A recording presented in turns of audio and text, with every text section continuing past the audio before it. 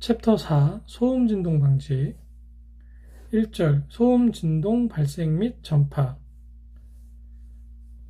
네, 이 부분에서는 기본적으로 소음과 진동에 대한 어떤 이론적 내용들이 나오고요. 그리고 계산식이나 그런 것도 좀 명확하게 출제되는 편이니까 관련된 문제 중심으로 공부하시면 네, 좋은 점수 받으실 거라고 생각을 합니다. 그럼 시작하겠습니다. 우선 소음과 진동이 무엇인지를 정의를 내릴 수 있는데요. 소음은 인간이 원하지 않는 이제 소리나 감각적으로 바람직하지 않은 소리를 통칭을 한다고 합니다. 중요한 건 이 가청 주파수의 범위인데요. 20에서 2만, 이것은 이제 헤르츠라고 읽습니다. 이게 진동수예요. 그래서 가청 주파수의 범위가 시험에 간혹 출제가 되고요.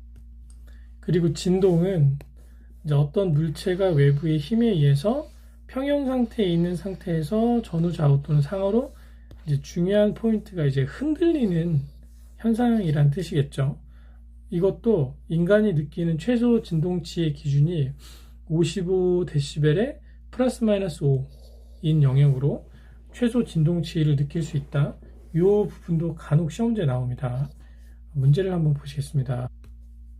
사람이 귀로 들을 수 있는 최소 음의 세기. 이 문제는 시험에 좀 많이 나오는데요. 그냥 암기를 하셨으면 좋겠어요. 10에 마이너스 12 제곱미터 와트. 요거를 우리가 요 단위를 읽을 때 제곱미터당 와트라고 읽습니다. 이게 의미하는 바는 1제곱미터당 이제 가해지는 와트가 이제 힘의 색이잖아요. 그래서 그 와트로 소리를 표현한 단위라고 보시면 돼요. 아무튼 인간이 귀로 들을 수 있는 최소음의 크기가 10의 12승이라고 합니다. 꼭 암기해 두세요. 사람이 느끼는 최소 진동치로 가장 알맞은 것은 이건 아까 나왔죠. 그래서 55 플러스 마이너스 5dB 답은 4번입니다. 핵심 이론 02 소리 진동 관련 용어. 이 부분도 시험 문제 생각보다 많이 나옵니다. 이따가 그 이제 파장을 그림으로 보여드리면서 설명은 해드릴 텐데 개념적으로 우선 좀 짚고 넘어가 드릴게요. 주기는 하나의 사이클이 완성하는 데 필요한 시간을 이야기를 하고요. 보통 초 단위로 계산을 합니다. 주파수는 1초 동안 몇 번 이제 이 사이클이 진행됐는지를 주파수라고 하고요. 헤르츠로 나타내죠. 그리고 진폭은 신호가 얼마큼 위의 높이까지 올라가느냐, 그 신호의 높이의 크기를 말합니다. 파장은 한 주기 동안 파가 진행한 거리라고 해요. 그래서 이제 그래프로 이렇게 그리면 이렇게 이동을 하면 여기서부터 여기까지가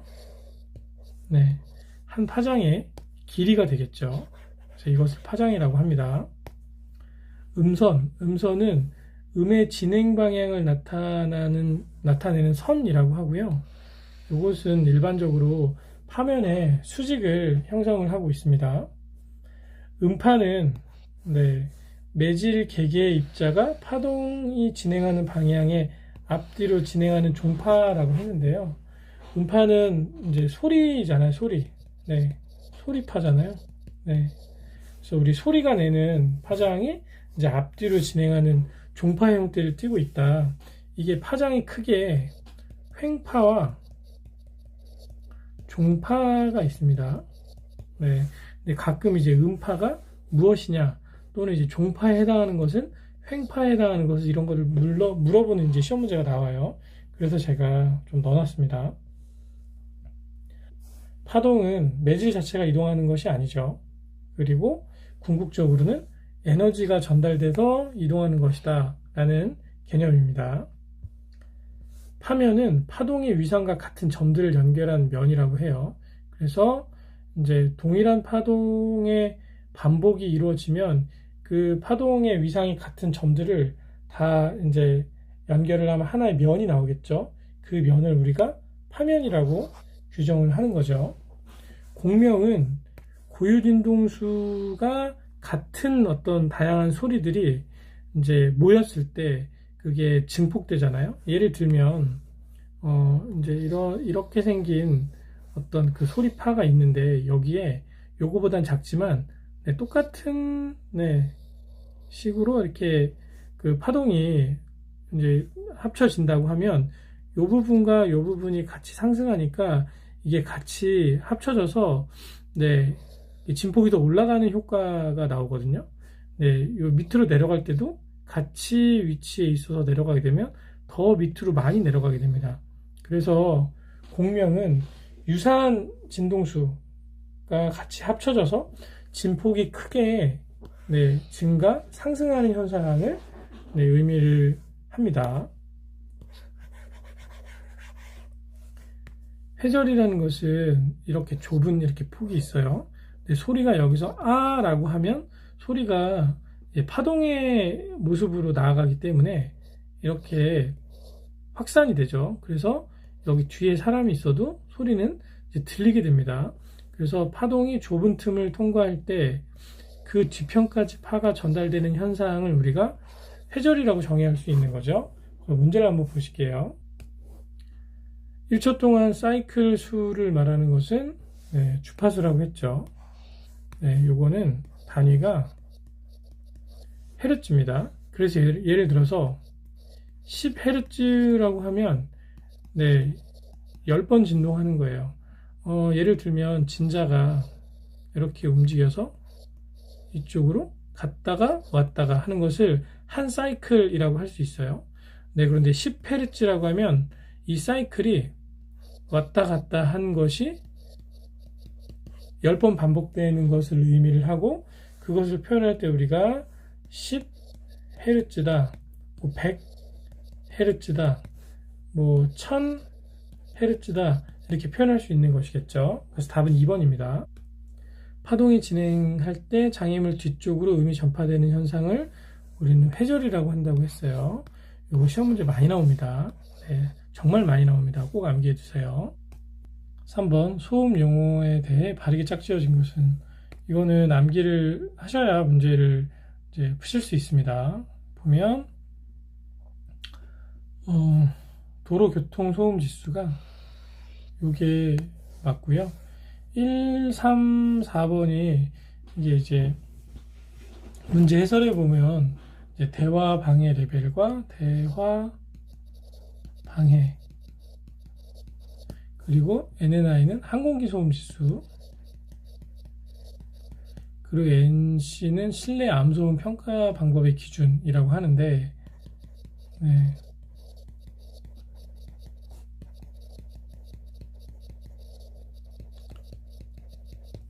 이거는 이렇게 나오는 거 말고는 사실 잘 안 나와요. 그래서 문제 자체를 그냥 네, 해설에 있는 내용과 함께 숙지를 해두시면 네, 푸실 수 있을 겁니다. 4번 두 개의 진동체의 고유 진동수가 같을 때 한쪽이 울리면 다른 쪽도 울리는 현상을 우리가 공명이라고 한다고 했죠. 그래서 공명 현상이 일어나면 소리가 더 커집니다. 네, 그래서 같이 상승하고 같이 떨어지고 이렇게 한다고 생각하시면 됩니다. 답은 1번입니다. 핵심이론 03 파동은 어떤 물리량이 주기적으로 변하면서 그 변화가 공간을 통해 전파되어 나가는 것이라고 했는데요. 사실 지구상에 있는 모든 에너지가 다 파동의 형태를 띠고 에너지를 전달을 하죠. 가장 대표적인 것이 열이나 또는 소리 그리고 빛은 이제 이중성이 있죠. 네, 입자성도 있고 네, 파동성도 있습니다. 지금 제가 수업하는 부분이 뭐 이제 천체물리학이나 무슨 전자기파 설명하는 것도 아니고 입자가 맞다, 파동이 맞다, 뭐 사람이 관측할 때는 뭐 입자가 됐다, 파동이 됐다, 뭐 이런 얘기는 뭐 하고 싶진 않아요. 네, 대신에 파동이 정확히 무엇인지만 네, 숙지를 하시면 좋을 것 같아요. 에너지를 전달하는 하나의 방법이라고 네, 말씀드리고 싶어요. 그래서 일반적으로 파동은 횡파, 종파 두 가지로 구별을 해서 설명드릴 수 있습니다. 횡파인 경우에 파동의 전파 방향과 매질의 진동 방향이 서로 수직인 파동이라고 우리가 정의를 내리고요. 매질이 필요하다고 합니다. 물론 여기서 전자기파는 제외된다고 나와 있죠. 그래서 물결파, 빛, 전자기파, 수면파, 그리고 지진파의 S파, 이게 시험 문제 많이 나옵니다. 그래서 지진파의 S파가 횡파다, 또는 이걸 종파로 넣고서 맞은 것 틀린 것 이렇게 하는 문제가 나오고요. 종파는 파동의 전파 방향과 매질의 진동 방향이 나란한 파동, 매질이 이건 필요 없다고 나와 있죠. 그래서 음파, 소리나 지진파의 피파 뭐 이런 것들이 이제 종파에 포함된다고 하는데, 제 그림을 하나 인터넷에서 보여드릴게요. 뭐 저작권이 있는 자료라 책에는 못했는데 그냥 한번 그림 보시면 이게 횡파와 종파의 모습이에요. 그래서 횡파는 파동의 진행 방향과 매질이 진동하는 방향이 서로 이제 수직을 이루고 있죠. 파동은 왼쪽에서 오른쪽으로 이동을 하는데 매질의 진동은 위아래로 진동이 되는 거죠. 반대로 종파는 파동이 이제 진행하는 진동 방향과 매질이 진동하는 방향이 같아요. 스프링으로 여기서 강하게 힘을 탕 줬을 때 결국에 이 파동의 진행 방향에 따라서 매질도 같이 진동을 하게 되겠죠. 그러면서 힘이 전달되는 형태를 띠고 있습니다. 지진파의 피파가 뭐 음파도 마찬가지고 이런 현상을 띈다고 하고요. 횡파는 아까 말씀드렸다시피 지진파의 S파나 수면파, 전자기파, 빛, 물결파 이런 것들이 포함된다고 합니다. 그러면 밑에 그림을 보면서 제가 설명을 드리겠습니다. 자, 이게 이제 음파를 그림으로 표시한 것인데요. 이 사인 그래프하고 똑같죠? 여기가 하나의 죄송합니다. 제가 정확한 선을 그리는 게 구조적으로 어렵습니다. 그래서 여기서 시작해서 한번 쭉 이동해서 여기서 이렇게 끝나게 되겠죠. 그래서 이 시작점과 끝점을 연결을 쭉 하면 이게 이제 하나의 파장이 됩니다. 근데 여기서는 이제 좀 더 표시하기 좀 더 쉽게 표시하기 위해서 이 중간부터 마루에서부터 다음 마루까지로 이 하나의 파장을 이제 표시를 했죠. 그래서 한 번 사이클이 시작돼서 끝나는 요 길이, 파장은 그래서 길이 다닙니다. 그래서 전자기파 보면 가시광선이나 자외선이나 적외선에 다 파장이 있어요. 그 파장이 의미하는 것은 각 색깔이나 어떤 자외선이나 적외선의 어떤 특유의 요 파장의 길이를 의미를 한다고 생각하시면 정확한 내용입니다. 마루는 어디냐면 파동이 이동하는 이제 그래프 중에 가장 에너지 준위가 높은 곳, 여기를 우리가 마루라고 하고요. 진폭은 이제 진동의 중앙에서부터 마루 또는 골까지의 거리라고 하는데 이 높이를 의미를 합니다. 그리고 여기 높이도 진폭이 되겠죠. 보통 이 파동이 이동을 하면 이 마루까지 올라간 높이와 골까지 내려간 길이가 다 같아요. 그리고 주기는 하나의 파장이 전달될 때, 즉 이 마루에서 마루까지 한 번 전달될 때 소요되는 시간입니다. 그래서 여기 보시면 마루가 뭔지, 파장이 뭔지, 진폭, 주기 각 개념을 명확하게 숙지를 하셔야 문제를 푸실 수 있습니다. 핵심 예제를 보시겠습니다. 파동의 종류 중 횡파에 관한 설명. 횡파와 종파 두 개가 있다고 했죠. 횡파는 이렇게 이동하는 거예요. 종파는 이렇게 이동하는 겁니다. 그래서 횡과 종은 왠지 일자로 갈 것 같지 않나요? 횡은 횡하면서 갈 것 같지 않습니까? 이렇게 기억하시면 까먹지 않습니다. 자, 문제 보시면 파동의 진행 방향과 매질의 진동 방향이 서로 평행하다. 아니죠. 수직입니다. 수직. 그래서 답은 1번이 맞습니다. 전자기파 이외에는 매질이 있어야 된다. 맞고요. 물결파, 지진파의 S파, 뭐 전자기파, 뭐 수면파 이런 것들이 다 횡파에 포함되는 거죠. 그래서 답은 1번입니다. 다음 중 종파에 해당하는 것은, 이런 문제가 시험에 아주 많이 나옵니다. 그래서 횡파, 종파를 명확하게 숙지를 하셔야 좋습니다. 음파가 종파이고 매질이 필요 없어요. 매질이 필요 없다. 답은 2번이죠. 3번, 파동의 특성을 설명하는 용어로 옳지 않은 것은, 파동이 가장 높은 곳을 마루라고 하죠. 매질의 진동 방향과 파동의 진행 방향이 직각인 파동을 횡파라고 한다고 했습니다. 횡파. 이렇게 파동은 이동하고 매질은 위로 아래로 하기 때문에 수직이죠.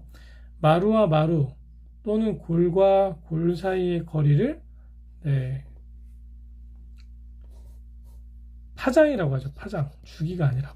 주기는 시간이에요. 한 파장이 소요되는 시간. 파장은 이제 길이에 다니죠. 그래서 보통 마이크로미터로 표시를 합니다. 진동의 중앙에서 마루 또는 골까지의 거리를 진폭이라고 한다. 이렇게 돼 있으면 여기가 진폭, 여기가 진폭 이렇게 되겠죠. 그래서 답은 3번입니다. 핵심이론 공사, 귀의 구조. 이 부분은 외울 게 너무 많고 사실 그냥 외우기만 하면 되는데 저는 상당히 어렵더라고요. 그래서 이 부분은 설명하는 게 뭐 큰 의미는 없는 것 같아요. 이소골이 뭔지, 이관이 뭔지, 내이 반고리관이 뭔지, 뭐 이거는 설명드리는 부분이 크게 중요한 것 같지는 않고요. 사실 이 그림도 좀 시험 문제에 나온 적은 한 번도 없어요, 그림이. 근데 그냥 제가 이 위에 있는 내용들을 실을 때 웨이, 중이, 네이가 어떻게 되는지를 좀 그래도 알면 조금 더 암기하는 게 쉽지 않을까 해서 한번 넣어본 그림이에요. 그림은 시험 문제 안 나옵니다. 근데 웨이가 말 그대로 귀의 바깥 부분, 중이는 중간 부분, 이게 귀자잖아요. 그래서 한자로 웨, 중, 해서 바깥 부분, 중간 부분, 안 부분이라고 좀 기억하시면 좋고, 그 위에 나온 웨이, 귓바퀴, 웨이도, 중이, 고막, 이소골 이런 부분들은 그냥 암기를 하시기 바랍니다. 제가 뭐라고 말씀드리기는 좀 어렵네요. 그럼 문제를 한번 보실게요.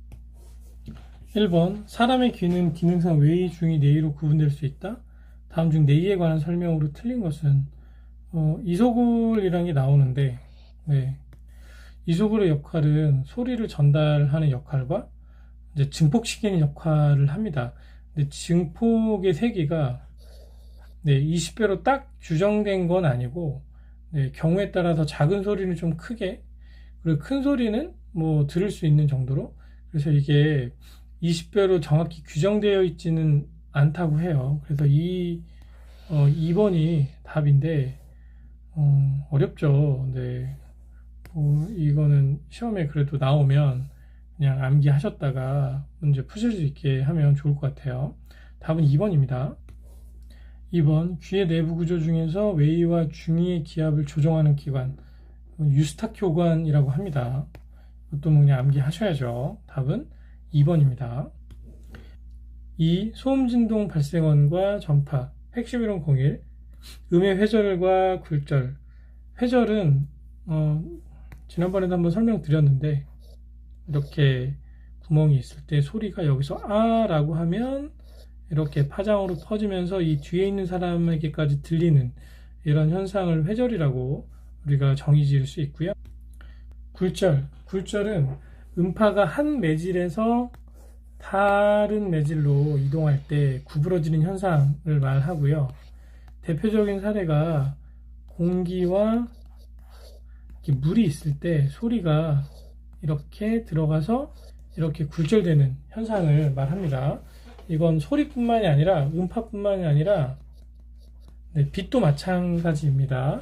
그런데 보통 음파는 온도가 낮은 쪽으로 굴절하는 그런 특징을 지니고 있어요.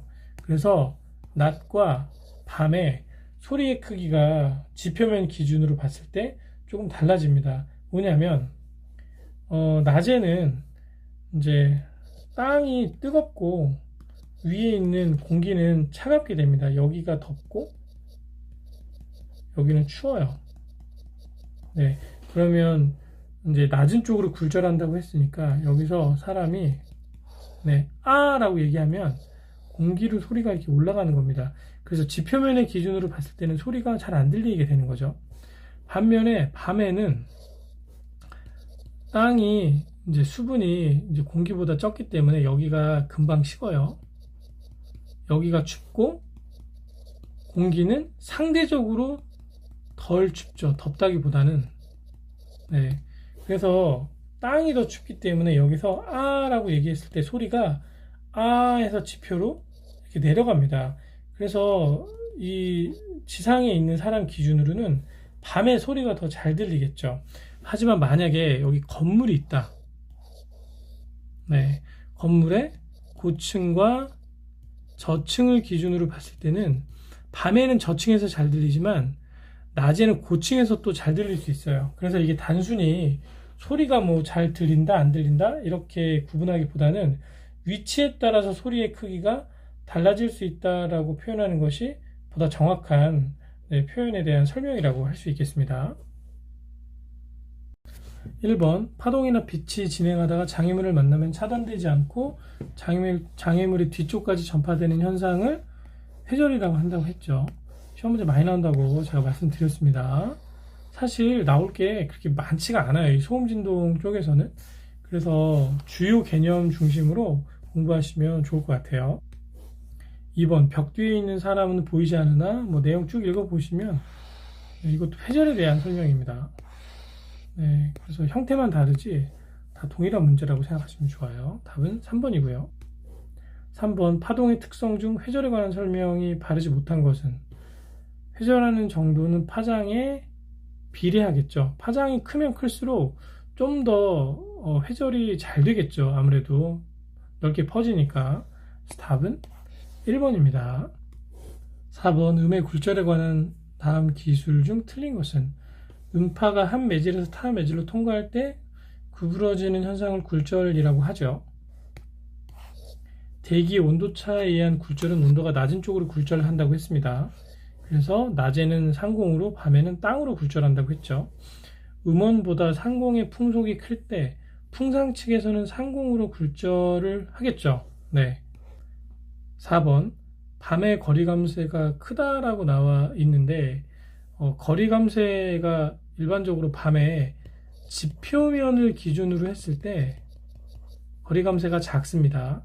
근데 이제 상공을 기준으로 했을 때는 또 거리감쇄가 클 수도 있죠. 그래서 이 문제는 약간 논란의 여지가 있을 수 있어요. 정확히 지표면 기준인지 상공 기준인지가 명시가 됐으면 조금 더 좋지 않았을까라는 생각이 들고, 밤에는 소리가 땅에서는 크게 들리고 하늘에선 작게 들리겠죠. 그쵸? 건물을 우리가 세워놓은 걸 기준으로 보면 1층에선 밤에 소리가 크고 밤에, 그리고 10층에선 소리가 더 작습니다. 그래서 상대적인 거예요. 핵심이론 공이 파동의 관계식, 계산 문제가 여기서 많이 나옵니다. 그래서 파동의 속도는 이제 진동수 곱하기 파장이죠. 요거만 확실하게 암기하시면, 여기서 이제 밑에 식은 뭐 분모 분자로 이렇게 바꾸는 거거든요. 그래서 람다 그냥 두고 이제 F를 넘기면 진동수 분의 속도가 나오잖아요. 그래서 이거 이제 같은 식으로 생각하시면 좋을 것 같아요. 그래서 이걸 기준으로 계산하는 문제를 한번 보실게요. 1번 진동수가 100Hz다. 그리고 속도가 20m/s다. 그럼 파장은 얼마냐? 파장은 공식이 진동수 분의 속도잖아요. 그럼 그냥 넣으시면 돼요. 그럼 100Hz 분의 20m/s 하면 10분의 2 하면 5분의 1, 0.2잖아요. 그쵸? 답은 1번이죠. 2번 진동체가 500Hz로 단 진동하고 있다. 이제 기온이 10도씨일 때 진동체에 발생하는 음파의 파장은 이 그 음파의 파장을 온도에 따라 보정하는 식이 있어요. 아까 설명 못 드렸는데 위에 보시면 특정 온도에서의 음속 계산식이 따로 있습니다. 그래서 331에 0.6 곱하기 섭씨 온도를 더하면 음속을 계산을 할 수가 있습니다. 이것으로 문제를 풀 수 있는데요. 우선 공기 중에 음속을 이 온도로 보정해서 구하면 331 플러스 0.6 곱하기 10이잖아요. 그러면 0.6이랑 11을 곱하면 6이 되잖아요. 그래서 337 미터 퍼 세크라는 속도가 나옵니다. 그럼 이게 진동수가 500Hz면 진동수 분의 속도 하면 파장이 나오겠죠. 계산하시면 0.67이라고 합니다. 500보다 300이 작죠. 그러면 1보다는 작을 거 아니에요? 그럼 1번이네요. 답은 1번이죠. 3번 1초당 10회 진동한다. 그럼 이것의 개념이 10Hz입니다. 진동수가 나왔어요. 그리고 파동의 파장이 5m다. 그러면 이 파동의 전파 속도는 몇이냐? V 속도는 F 곱하기 람다였잖아요. 그래서 이 10Hz 여기다 넣으시고 그리고 파장 5를 여기다 넣으시면 죄송합니다. 10 곱하기 5 하면 50m per sec가 나오죠. 그렇게 해서 답이 2번입니다. 핵심 이론 03 마스킹 효과와 도플러 효과 하나씩 설명드릴게요. 자, 마스킹 효과는 음의 간섭 효과라고 합니다. 여기서 누가 얘기를 합니다. 저기서 누가 이제 얘기를 해요. 그러면 이 두 음이 서로 간섭되어서 소리가 잘 안 들리게 되는 그 현상이 발생을 하게 됩니다. 그것을 음의 간섭 효과라고 하고 마스킹 효과라는 이름으로 정의할 수 있어요. 동시에 두 가지 소리가 날 때는 작은 소리보다 큰 소리가 더 잘 들리겠죠. 그쵸? 목소리 큰 사람이 이긴다. 이게 그렇게 해서 암기를 하시면 좋고요. 진동수의 경우도 진동수가 다른 두 가지 소리가 발생했을 경우에 보통 낮은 진동수의 소리가 잘 들린다고 합니다. 높은 진동수보다. 그래서 좀 헷갈릴 수 있어요. 그래서 이제 큰 소리가 잘 들리고 진동수가 낮은 소리가 잘 들린다. 그렇게 해서 암기를 하시면 큰 소리가 잘 들리고 낮은 진동 소리가 잘 들린다. 이렇게 암기하시면 좋습니다. 그러니까 마스킹이라는 것이 가림막이잖아요. 그래서 작은 소리를 큰 소리가 가려서 안 들리게 하는, 또는 진동수는 낮은 진동수의 소리가 높은 진동수의 소리를 가려서 안 들리게 하는 그런 효과로 이해하시면 좋을 것 같고요. 도플러 효과는 파원과 관측자 사이의 상대적인 운동 상태에 따라 관측자가 관측하는 진동수가 달라지는 현상이라고 했는데, 예를 들어서 여기에 스피커가 이렇게 있어요. 그래서 소리가 앞쪽으로, 이제 무제한성이 아니라 앞쪽으로 나가는 형태의 스피커라 이렇게 빵빵빵빵 소리가 나옵니다. 그럼 사람이 이쪽으로 걸어와요. 그러면 걸어오는 쪽에서는 이제 좀 더 소리가 크게 또는 높게 들리고, 사람이 이쪽으로 나갑니다. 그럼 나가면은 이제 소리가 약간 작게 또는 저음으로 들리는 현상을 도플러 효과라고 한다고 합니다. 그래서 정확히 이 소리가 발생되는 지점을 기준으로 운동 상태에 따라서 소리의 크기, 관측자가 관측하는 진동수가 달라지는 것을 의미를 하죠. 문제를 한번 보시겠습니다. 1번, 마스킹 효과에 관한 설명 중 맞지 않은 것은 저음이 고음을 마스킹을 잘 하고요. 두 음의 주파수가 비슷할 때, 여기 잘 보셔야 됩니다. 비슷할 때예요. 유사할 때는 마스킹 효과가 대단히 커지지만 거의 동일한 경우에는 이제 겹침 현상이 일어난다고 해요. 그래서 마스킹 효과가 거의 없다고 합니다. 특이하죠. 이게 이제 진동수의 개념으로 이제 공명 뭐 이런 쪽으로 생각하시면 좋을 것 같아요. 그래서 답은 3번입니다. 2번 발음원이 이동할 때 그 진행 방향 쪽에서는 원래 발음원의 음보다 고음으로, 이제 반대 방향으로 갈 때 저음으로 되는 현상을 아까 도플러 현상이라고 말씀드렸죠. 답은 1번입니다. 핵심 이론 공사 지향계수와 지향지수. 지향성이라는 뜻 자체가 이게 영어로 보면 이제 directivity잖아요. 그래서 소리가 어디로 이제 튀는지, 어디로 퍼져나가는지를 나타내는 그 성질이라고 이해하시면 조금 더 쉬운 설명이 될 수 있어요. 그래서 소리가 어느 방향으로 퍼져나가는지를 이제 계수화해서 우리가 눈으로 볼 수 있게 수치화시켜 놓은 것이 바로 지향 계수겠지요. 지향 계수는 우리가 이제 Q라고 규정을 하는데요. 한마디로 음원의 지향성을 수치로 나타내기 위한 그런 크기로 생각을 하시면 되고요. 이 지향 지수는 방금 전에 설명드린 지향 계수를 데시벨 단위로 나타낸 것으로 이해하시면 정확합니다. 그러면 소음원의 위치에 따라서 이제 접한 변의 수, 지향 계수, 지향 지수가 어떻게 나타나는지를 표로 정리를 제가 해보았는데요. 이건 내용을 암기를 하셔야 돼요. 근데 우리가 보통 이제 자유공간이라고 하면 이제 상공이죠, 상공. 네.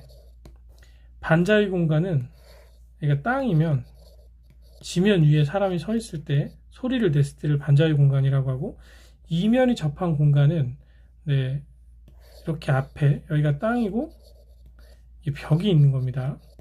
그리고 3면이 접한 공간은 이렇게 면이 3개인 거예요. 하나, 둘, 여기가 땅이겠죠. 네, 땅 위에서 사람이 있는데 네, 앞이 다 막혀 있는 그런 상황을 3면이 접한 공간이라고 규정을 하고요. 네, 다양한 소음원의 위치에 따라서 지향 지수와 지향 계수값이 조금 차이가 있습니다. 이 내용은 그냥 암기를 하시면 네, 문제 푸는데 큰 도움이 되실 겁니다. 그래서 지향 계수값을 10을 곱해서 로그화하면 그 값이 바로 지향 지수 값이 되는 겁니다. 또는 이제 음압의 차이를 통해서 이제 지향 지수 값을 계산을 할 수 있는데요. 이 아래의 식을 기준으로 네, 지향 지수 값도 네, 수치적으로 네, 계산을 할 수 있다라는 것을 알고 한번 문제를 한번 보시면 좋을 것 같아요. 1번 무지향성 점음원이 자유공간에 있을 때, 자유공간은 상공이라고 했죠. 면이 전혀 없는 겁니다. 이때 Q값은 네, 1입니다. 요거는 그냥 암기를 하셔야 돼요. 답은 2번입니다. 2번 무지향성 점음원을 두 면이 접하는 구석에 위치시켰을 때, 요거는 네, 두 면이 접한다고 했으니까 이게 벽이 하나가 있다고 했죠. 여기가 땅이고 여기가 벽, 이렇게 생각하시면 돼요. 사람이 이렇게 네, 서 있겠죠. 이때 지향지수 값은 6dB이라고 네, 표로 제가 말씀드렸습니다. 암기를 하셔야 됩니다. 무지향성 점음원이라는 게 무슨 뜻이냐면, 예를 들어서 스피커가 이렇게 있으면 소리가 어떤 방향성이 따로 있는 게 아니라 사방팔방으로 다 이렇게 뻗어나가는 그런 스피커가 있잖아요. 네, 얘를 우리가 이제 무지향성 스피커라고 규정할 수 있겠죠. 네, 그래서 방향성이 없는 거예요. 소리가 여기저기서 다 들릴 수 있는 거죠. 핵심이론 공호, 주파수 간의 관계, 이 두 식을 암기를 해두시면 문제 푸는데 큰 도움이 될 겁니다. 실제로 계산 문제는 주파수 간의 관계에서는 이 두 개 말고는 별로 나오는 게 없어요. 옥타브 대역이라고 하면 여러 가지 종류의 소리가 있잖아요. 그 소리의 물리적 크기가 조금씩 다 다른데, 이것을 사람이 들을 수 있는 이제 가청 주파수 영역으로 환산해서 10개의 옥타브 밴드로 나눈 후에 이제 소리로 표시를 하는 것을 의미를 해요. 네, 그래서 인간의 가청 주파수 영역을 총 10개의 옥타브로 나눕니다. 그리고 나서 측정된 소리를 그 세기에 따라서 그래프로 표시해서 눈으로 볼 수 있게 하는 것을 옥타브 대역이라고 이해하시면 좋을 것 같아요. 그럼 문제를 한번 보실게요. 옥타브 밴드에서 중심 주파수 1000Hz가 가지는 상한 주파수와 하한 주파수를 계산해라. 근데 친절하게 식이 다 나와 있죠. 우선 하한 주파수를 계산을 하면 중심 주파수가 1000이니까 1000을 1.12로 나누면 됩니다. 요게 하한 주파수예요. 그러면 1000을 나누기 1.12로 나누면 이제 892가 나오죠. 892.8이면 893 정도 되겠네요. 요게 하한 주파수입니다. 그리고 상한 주파수는 여기에 1.26을 곱하면 됩니다. 그럼 곱해볼게요. 바로 네, 1.26 곱하면 1125가 나오죠. 그럼 답은 1번입니다. 핵심 1.06 소음평가 용어. 여기에는 이제 굉장히 많은 내용들이 나옵니다. 데시벨은 다 아시니까 크게 설명할 필요는 없는 것 같고요. 이렇게 여러 가지 소음을 평가하는 용어에 대해서 나오는데, 이 안에 보면 이 대화 방해 레벨, 우선 회화 방해 레벨, 요 정도가 시험에 나온다고 보시면 돼요. 혹시 몰라서 설명을 제가 덧붙여 놓긴 했는데, 이 안에 있는 그 구체적인 내용이 나온 적은 없습니다. 그래서 각각이 정확히 무슨 개념인지만 좀 숙지를 해두시면 좋을 것 같아요. TNI는 트래픽 노이즈 인덱스, 도로 교통 소음 지수, NNI는 항공기 소음 지수, NC는 사무실 회의실 실내에서 통화 평가를 하는 지수라고 하는데, 참 다양한 지수들이 있네요.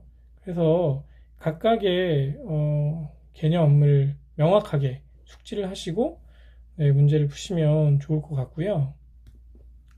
이 부분은 이제 소음계의 구성 요소를 구성도로 설명을 해둔 부분인데, 각 이제 구성 부분에 대한 특징을 설명을 제가 간단하게 드리면, 이제 마이크로폰은 마이크죠. 그래서 마이크로 이제 아날로그 신호를 입력하는 장치라고 보시면 되고요. 레벨 레인지 변환기는 우리가 측정하고자 하는 소음도가 지식의 범위에 있도록 하기 위한 감색이라고 했는데, 이제 소리가 너무 큰 경우에 측정을 할 수가 없을 수도 있습니다.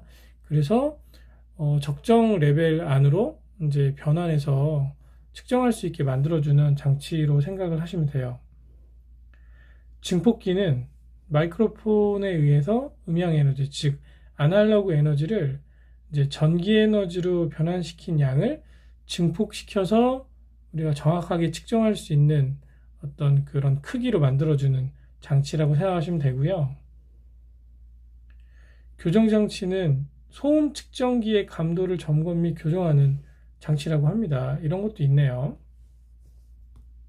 그래서 청감보정회로는 크게 세 가지가 있습니다. A 특성, B 특성, C 특성. 각각의 특성에 따라서 좀 개념이 약간 차이가 나는데요. 이게 가장 일반적인 사람의 청각 특성으로 잘 그나마 보정을 한 기준이고요. B 특성은 요 A 특성에 비교하면 이 저주파 영역의 보정이 조금 약합니다. 반면에 C 특성은 이제 고주파 영역의 보정이 조금 약하다. 요 정도만 아시면 좋을 것 같아요. 그리고 동특성 조절기, 출력 단자, 지시계기 이런 것들이 있는데, 한 번쯤 읽어보시고 문제를 푸시면 좋을 것 같습니다. 그럼 문제를 한번 보실게요. 1번, 소음기의 구성 요소에서 음파의 미약한 압력 변화를 전기 신호로 변환하는 것은 마이크로폰이라고 했죠. 마이크로폰의 개념입니다. 답은 2번이고요. 2번, 소음의 배출 허용 기준 측정 방법에서 소음계의 청감 보정회로는 어디에 고정하여 측정하는가? A 특성이라고 말씀드렸습니다. A가 가장 사람의 어떤 그 듣는 감각에 최적화된 그 청감 보정 특성이라고 제가 말씀드렸죠.